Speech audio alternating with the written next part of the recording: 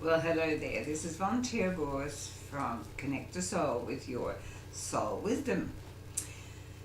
So, today I decided to talk about a subject that I believe causes more grief than anything else, and that is the feeling of unworthiness. So, what is it about this thing that we keep reaching for that says that we have to be worthy? And I have discussed this in the past.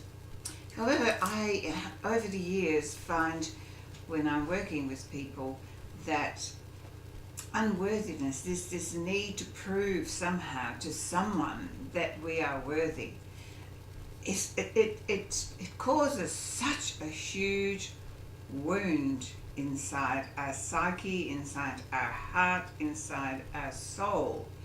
And the reason for that is that at soul level, when we are connected to who we truly are, when we really understand who we are, which is pure energy and love, worthiness isn't a concept that is understood. Worthiness is a concept that is created by people who want to control you, by misunderstandings of the fact that you have to prove yourself to be allowed to live or to be happy or to have success. You have to prove it to somebody else before you're allowed to have that. That is a conditioning throughout humanity that is causing more grief, more resentment, more anger, more wars. Because you can only really go out and harm another or judge another when you're not feeling completely yourself. So unworthiness is all about how far you are separated from your truth. In other words, from who you truly are. And I've talked a lot about who you truly are. So once you are connected to soul, once you understand who you are, and in the big picture, who you are in this whole evolutionary process of this whole universe, this whole field of consciousness, when you understand that you are a significant part of that, otherwise you would not be here, and when you can claim that and just focus purely on the purpose of expanding yourself into the greatest being that you can possibly be whilst in this physicality, then worthiness never ever gets a hold. It hasn't got any power over you. But when we start to feel separated, in other words, when we feel separate from that inner voice, from that energy, from that field of consciousness, which is caused by religion. Religion is very good at separating you from who you truly are, because it is a dogma of control, of rules and regulations, rather than a dogma of pure love and inspiration and well, all the things that I talk about. The other thing is education. Education is amazingly good at creating a lack of self-worth, because it is a place of judgment. You have to constantly prove yourself that you've learned something, and how well you've learned it is judged. So, and of course you always have to learn what you're told to learn. You don't ever learn what you have asked to learn. Again, that causes you to be separate from who you are, because intrinsically we all carry talents and we carry gifts that we need to skill up on in this physicality. We have a natural propensity towards certain things. For me it was always a propensity to heal, either at physical, at emotional, at now spiritual level. But it's always been at bringing out the best of you, bringing out the best of people. So in every field that I have worked, it's always been about that. And the other propensity that I have within me is to teach, to share my knowledge, to learn more, to gain more knowledge, and then to share that with others. That is what I was leaning towards, and school never gave me that opportunity. It never taught me that. I had to learn that after I left school. I had to learn that about myself, because school was just putting into me what they wanted me to know so that I could be controlled by the message, by the government, by whatever controls the curriculums of education. So all of this is pointing you towards separating yourself from the truth of you, which is that you are whole and complete exactly as you are. That you don't have to prove to anyone that you are worthy of being. Yes, I stopped there because we don't have to prove to anyone that we're worthy of being. We're here, are we not?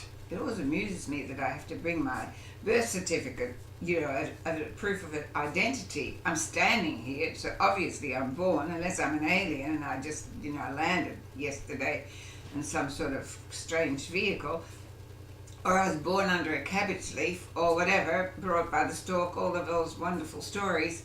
The fact is I'm standing here, so I need a birth certificate to prove that? No. We have some weird and wonderful laws that we somehow play with, right? It's all a game. But all these things separate you from you. And that's what causes the unworthiness. So if you're separated from yourself, then you're constantly looking for someone to validate you. And if the people outside of you are not doing that, then your sense of unworthiness just keeps growing and growing and growing. So unworthiness, to break the bonds of that, is all about coming home to knowing who you are, and to bring you back to your wholeness, to your understanding, and to separate you from. Now I know I've been saying that unworthiness is caused by separation, but it's really important to understand the separation of what to what.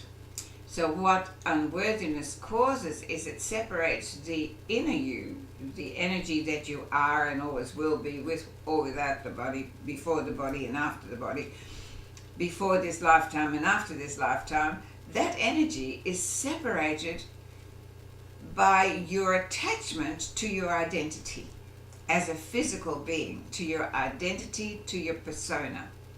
So the more that you attach yourself to thinking this is who you are. So if I only thought that I was Yvonne Teoh Bource and there was nothing else but that, I think I'd be very depressed, because for me it's not enough.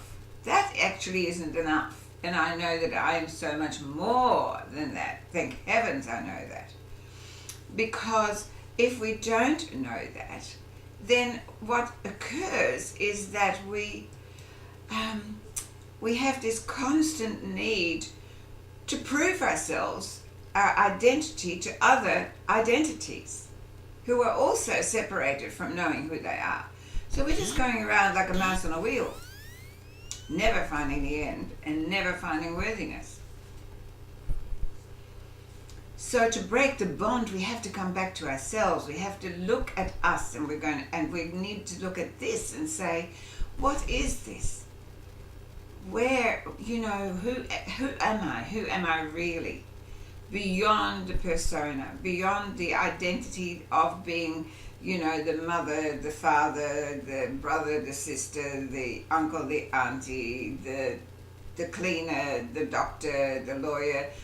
Who am I beyond all of those physical identities that I wear, and that gives me some sort of kudos to say that I have a right to be here?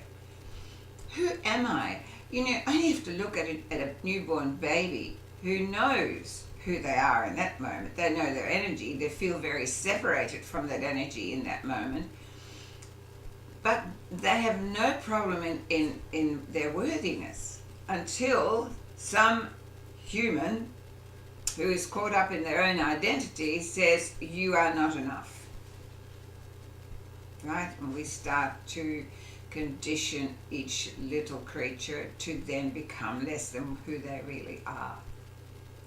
I remember saying to my children always, you are so magnificent. And my youngest son one day, he stood in the backyard and he's yelling at me. He wasn't feeling very happy. Something had happened at school or with his friends, I can't remember. And he was yelling at me and he's saying, Well, if I'm so magnificent, how come things are falling apart? And, but all that I said was, well, obviously, things are falling apart because you've got more to learn and more of you to find. And he did. So that's what it's all about. The challenges in our lives are not as a punishment because we aren't good enough. The challenges in our lives is just telling us there's more of you in there. There's more of you in there to find. Because every time we find a solution to a problem, we expand. Every time that we break through a boundary, we expand. Every time we meet a challenge and we grow from it, we expand. And as we expand, so the whole of this universe expands. And that's all that energy wants to do. Energy is a commodity that has one purpose, and that is to expand and become more. However, its problem is that it cannot do that unless it has something to push against. Energy can't grow unless it can push against something and become more. So the challenges are exactly that. They are there for you to push off and go, there must be more of me. Because how often do you come across a situation that just when your back is against the wall, that's when you find out what you're made of? How often do we say that? Do we have to wait for that though? I don't wait for that anymore. Every day, every morning, I look for more in me. How much more is there that I can find in me so that I can share it with you? So that I can teach you and tell you and share with you just how amazing you are and how much more of you there is to find. And if you're trapped in the bonds of unworthiness, then it's time for you to break them and go back to finding who you are and recognizing that you have attached yourself to a false reality that all that you are is the physical part of you. That's like my car believing it's me.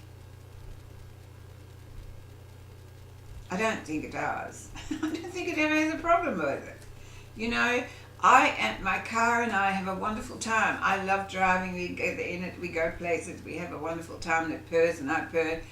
But I get out of my car and I know who I am. My car knows who it is, and we never get the two confused.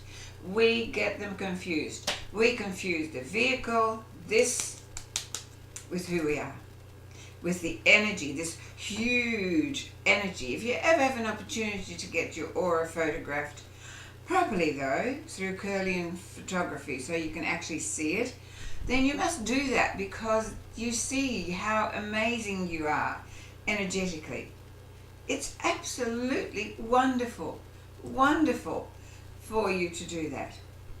So please, please, please, do not stay attached to the physical as being the only thing that you think you are.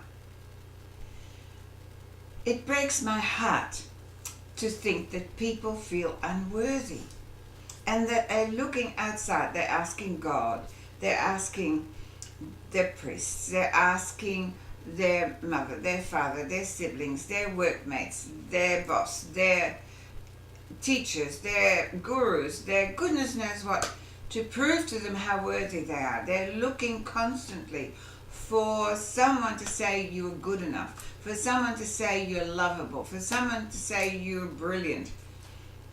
And it's never enough. This is the interesting thing. No matter how many times you ask, even when they tell you, it seems never to be enough. Because the only time when it's enough is when you know, not just say, but when you know that you are amazing. You are a significant expression of this field of consciousness that fuels everything, the core of all creation. You are an expression of that. I am an expression of that. How can that not be worthy at any time, in any way?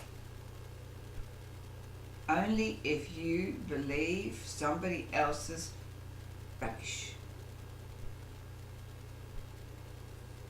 It's time to come home. It's time to come home to you and to your brilliance, to your magnificence, and to fulfill the purpose for which you came, and that is to find the best of you in here, not out there. They're not going to tell you the best of you. They're too busy not seeing the best of themselves. And the best of you is in here. You know, it's so important. In my book, The Secret to Life, which is available on my website, I have a chapter that talks about you coming home to you and creating a new blueprint. Because we establish our life according to the blueprint and the foundations of the people that bring us up. And that is, you know, our parents, it's our minders, it's our education, it's our social conditions at the time. It is definitely, you know, our schooling, our teachers, our preachers, our friends, whatever. All of the external forces that create the conditioning foundations that we then build on until we get usually to a crisis in our life where we have to reassess and realize that some of those foundations are faulty and you're sinking in this one or you're sinking in that one. You know, it's like having a house that you move into, and all of a sudden, you know, the cracks appear in one room because the foundations are sinking. And this is what happens in our lives, because the foundations that we are conditioned to build our belief systems on become, you know, they don't offer you growth. And your soul only created this life for growth. You know, life is a continuous growing energy. So if you do not grow, then your soul, the life force in you, is wasted. If you continuously, you know, yeah, but that's how, you know, that's how I was brought up. Oh my goodness, so what? This is what I've always done. Oh, really? You know, it's stagnation, it isn't growth. It's so important that we grow. So learning to create a new blueprint. If you didn't have someone else to ask how you were, and someone else to tell you whether you are worthy or not, who would you want to be? Decide, make that decision. Who would you need to be to feel completely and utterly happy? And don't tell me, oh yes, but you know, I've got to go and pay the bills, I've got to go to work and all that. That's got nothing to do with it. It's got nothing to do with it. You need to sit down and decide, who do I want to be? To feel completely worthy, to feel completely in love with me. Who do I need to be to go to bed every night and feel completely content, happy, blessed? Who do I need to be? What kind of a person do I need to be to feel like that? And then be that. I know it sounds very simple, but it's not, you see. It's not, because you are laden with falseness, with layers upon layers upon layers of conditioning that makes you feel sad, that makes you feel not good enough, it makes you feel less than you are, and you've got to peel those off. You've got to peel those off and find the truth within you. And I can tell you, when you find it, it'll blow you away, because it is magnificent. We are all magnificent at the core.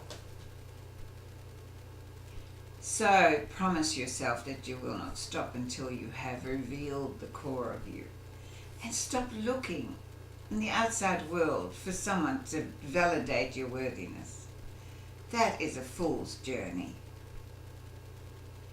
Understand that if you're feeling not worthy, it's because you're over-attached to the identity of your persona, and you are asking the outside world to validate it.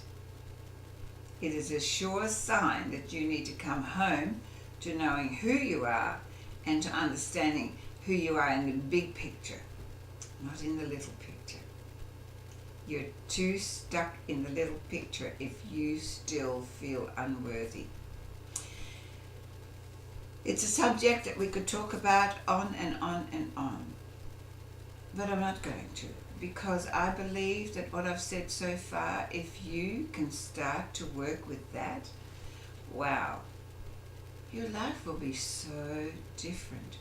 if you have anyone in your life who is feeling so unhappy in themselves that they only can put you down, they can't validate you, they can't encourage you, they can't, why on earth are so many people still insisting on staying in toxic relationships? To be able to expand and to grow, you have to surround yourself with people who are wanting to do the same for themselves. Not for you, for themselves. You need to go to places where people are congregating. It's one of the reasons that I have, this community of Connect to Soul. We gather in small and larger groups all the time to support each other, to encourage each other, to cheer each other on, not to validate that you're good enough, but to encourage the connection with the inner you. Because the more connected you become to your soul self, your life force, the less you need from the outside world. The funny thing is that when you're really connected here, when you're really in love with the life force, and you really understand why you're here and who you are, and that you're this incredibly intrinsic part of the all that is, the more you know that, the more the external world will want to love you, because it's the energy you radiate, and everything responds to it. But when you're constantly looking for someone else to give you that sense of worthiness, everyone else responds to that too. Because if you feel unworthy, that's the energy you send out, and the whole universe will respond to that and say, yes, you are. Because that's all the universe, or whatever you call this field of consciousness, can do. It can only say yes. So if you say, I love myself, it says yes. You say, I hate myself, heaven forbid, it says yes. It's a yes energy. It's a love energy. So if you make that decision that that's what you want to do, it's just going to say yes. It's an energy of support for whatever you choose. So why would you choose unworthiness? I know you've never thought about it that way, but why do you? Why do you choose unworthiness? Why do you think you're less than the next guy? The wrong colour, the wrong religion, the wrong whatever, the wrong size. It's rubbish. It's an untruth. It's false. And it takes you further and further away from your truth, from this magnificent, beautiful life force that is pure, pure love. It just takes you away from that. And the more you do it, the further away you go, the worse you feel. Of course, because you're separating yourself from yourself. So unworthiness is a sign of separation. It's a sign of separation from who you really are, and it's a sign of attachment to the physical self as being the only thing that you are. I do hope that this encourages you to surround yourself with people who want to love, honor, and respect you, and to get rid of, that lovely thing on your phones, block anyone who sends you a message that is not of love. Make that decision today. Block them. Have a really strong philosophy that you live by, which is, I choose love. You want to be in my life, and you're happy to live under those circumstances, you're very welcome. But anything else, there's the door. Because that is the only way we'll ever stop the wars in this world. And that includes if it's happening in your family. It is unbelievable to me how many families are at war within their own families. What's that about? The only thing that is based on is if people are comparing and judging. Throw it out the window. because everyone is exactly the same. We're all wanting the same things. We want to be loved, we want to be recognized, we want to be acknowledged, we want to feel comfortable, and we want to feel free. So give that to each other in your family and bliss will live. But judge each other and war will be there. It's very simple. Put down your weapons, and that is weapons of destruction within your families, you know, your verbal weapons. And you know, the worst thing that I think was ever invented was this texting thing. It's a lovely, lovely system to say, hi, how are you? Can we meet for coffee? Anything emotional? Nah. And any message you get that isn't loving, block, out, gone. They're simple decisions to make when you choose love over fear, love over anger, love over war. Then you'll find out who you really are. Brilliant, beautiful, magnificent. So I did pick a card. I know last time I didn't. And guess what I picked? A beautiful card. One of Carl Gray's cards. And it says, inner strength. It says here, move back to wholeness. That's what I've been talking about. Recognize that you have the power.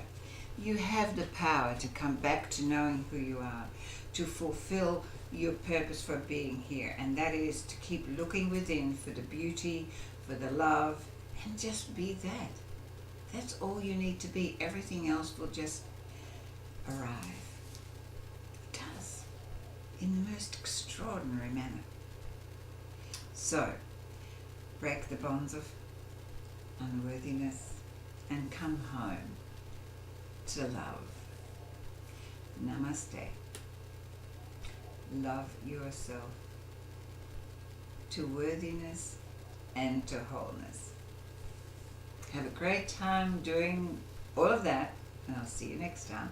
And remember, just click the subscription box and the bell beside it, and all of the links for all my work you can find in the description box just under the video. See you next time.